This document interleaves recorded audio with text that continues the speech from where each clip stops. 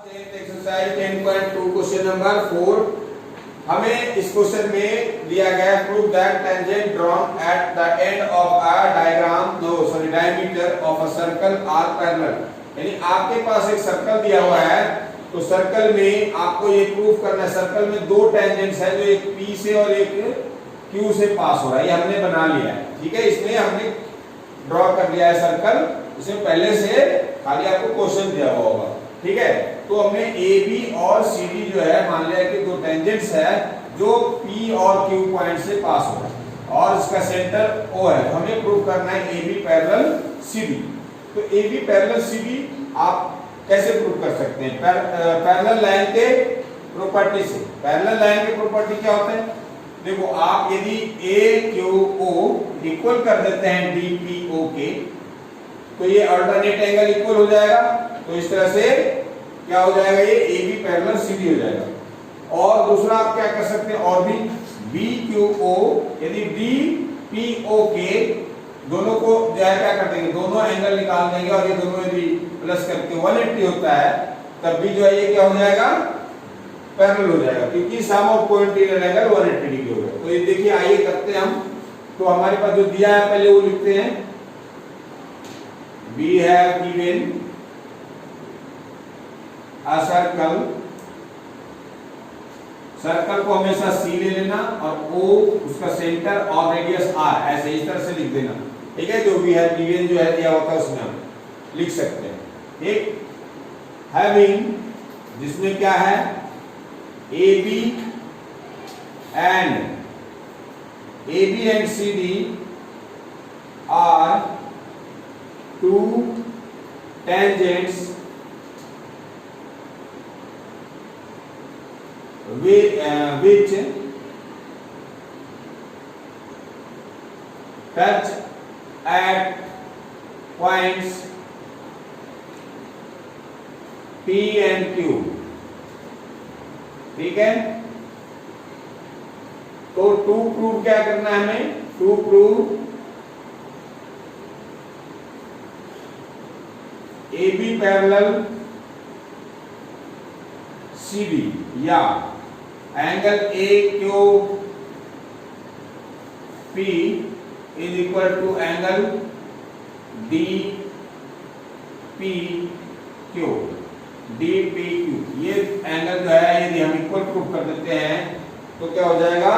AB parallel CD हो जाएगा। ठीक, तो इस तरह से हम अब प्रूव करते हैं।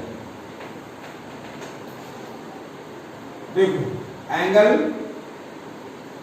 AQP is equal to AQP या AQO हम ले सकते हैं, is equal to angle AQP भी उसे लिख सकते हैं, और ये इक्वल टू 90 डिग्री हो गया।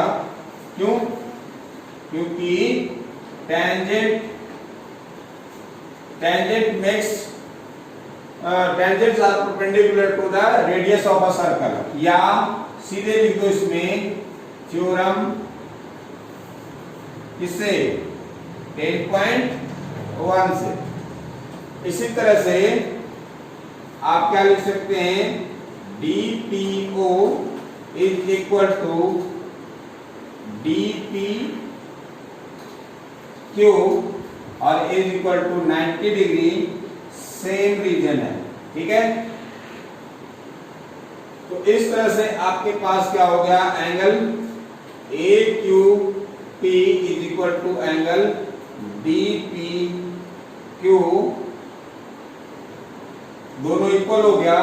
ठीक है, विच आर अल्टरनेट एंगल, यहां लिख सकते हैं विच आर अल्टरनेट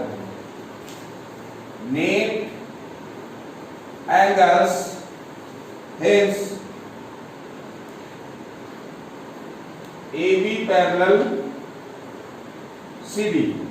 ठीक, इसी तरह से आप ले सकते हैं BOQ और DPO, तो यहाँ पे 90 है ही, BQO भी 90 ले लीजिए और दोनों को ऐड कर दीजिए, 180 डिग्री हो जाएगा। इस तरह से आप इसको लिख सकते हैं कि भाई sum of co-interior angle is equal to 180 degree, therefore AB parallel CD, दोनों तरह से आप कर सकते हैं। क्वेश्चन नंबर 5, क्वेश्चन नंबर 5 में है हमारे पास एक सर्कल है,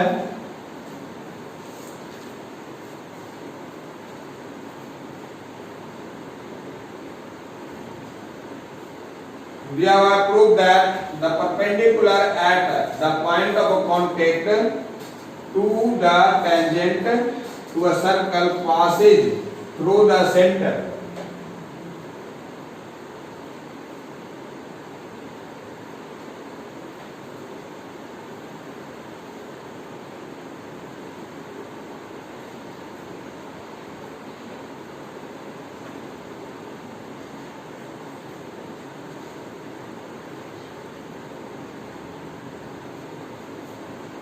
ये हमारे पास एक सर्कल है, वी हैव गिवन, क्या दिया हुआ है क्वेश्चन में, अ सर्कल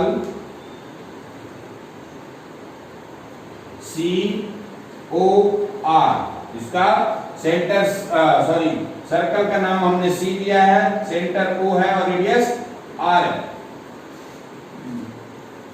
हैविंग, जिसमें क्या है आपके पास दिया हुआ, PQ is tangent which touch at the point, कोई भी नाम ले लो यहाँ पे, M ले लेते हैं, M, ठीक। तो हमें ये प्रूफ करना है, proof that the perpendicular at the point of a contact, ये जो परपेंडिकुलर जो है पॉइंट ऑफ कांटेक्ट पे है ना, to the tangent to a circle pass through centre, ये आपको सेंटर से पास होगा, सेंटर से पास होगा, ये आपको प्रूफ करना है, ठीक है।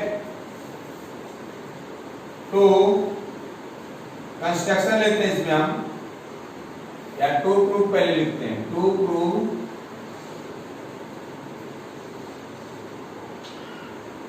MO पास थ्रू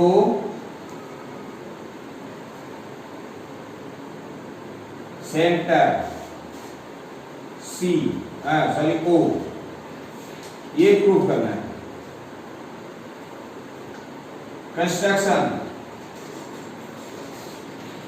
कंस्ट्रक्शन हमेशा अपने तरफ से लिया जाता है और वो ध्यान रखना होता है, ठीक।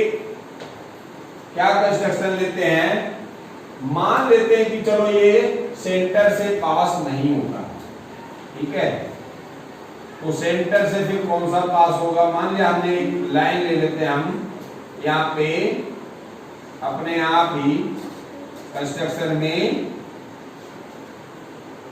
इधर ये O है ना, ये लाइन हमने ले लिया, क्या नाम देते हैं, कुछ नाम दे देते हैं इसको, जो कि सेंटर से पास हो रहा है, ऐसा हमने मान लिया, और इस सेंटर का नाम देते हैं PQ, यहाँ पे P है, Q, M, O, N दे देते हैं, ये लो, मान लिया कि N एक इसका जो है सेंटर है, ठीक है। Let a line passes through center, line क्या नाम है उसका, MN लिख देना है, ठीक, passes through center O, centre, ठीक है, सेंटर से पास हो, अब प्रूफ क्या है, प्रूफ देखिए भाई, हमारे पास क्या दिया हुआ है, we have given a circle COR having PQ is tangent which touches at the point M, ठीक है, यानी इसमें दिया हुआ है perpendicular at the point of contact. भाई परपेंडिकुलर जब है, यहाँ ये परपेंडिकुलर दिया हुआ है, तो इसका मतलब क्या हुआ, angle O M Q is equal to 90 degree given है, गिवन। ठीक है, ये पहला इक्वेशन ले लेते हैं फर्स्ट। दूसरा भाई N M Q is equal to भी 90 डिग्री हो गया। तब कैसे, by construction let a line M N pass through centre.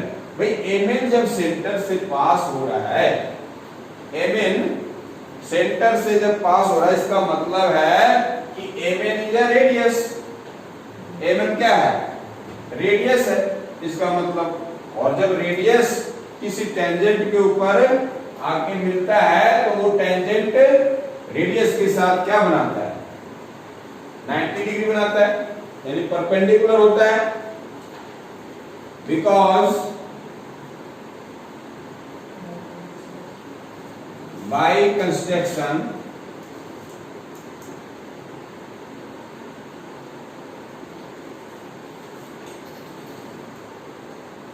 mn is radius, so by theorem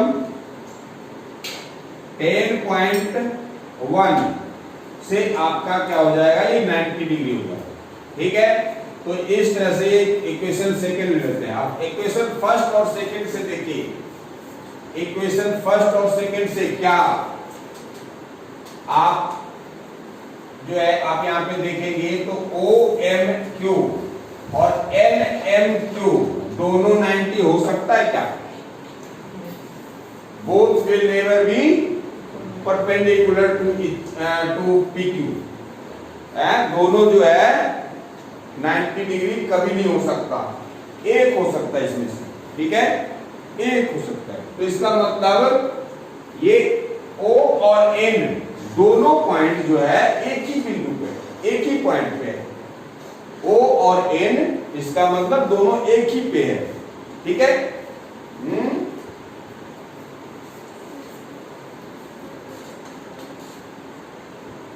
O M Q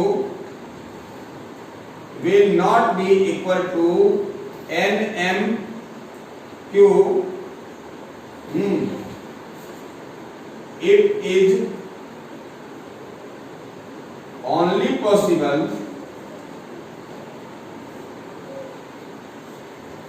when point n will coincide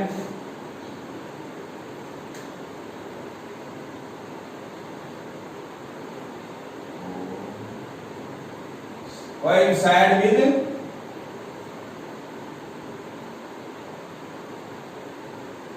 point n will coincide with O, यानी point n और O दोनों एक ही point पे है ना, एक ही बिंदु पे।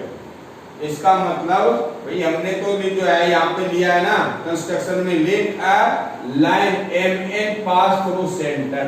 तो जब n और O दोनों सेंटर से n जो है सेंटर से पास हो रहा है, n और O दोनों सेम है, इसका मतलब क्या हुआ, O जो है वो ये MO जो है वो hence MO passes through centre. यही प्रूफ करना था हमारा। ठीक, इस तरह से आपके क्वेश्चन नंबर 4 और 5 इस वीडियो में कंप्लीट होता है। ठीक है, तो सब्सक्राइब वीडियो को चैनल को जरूर करें।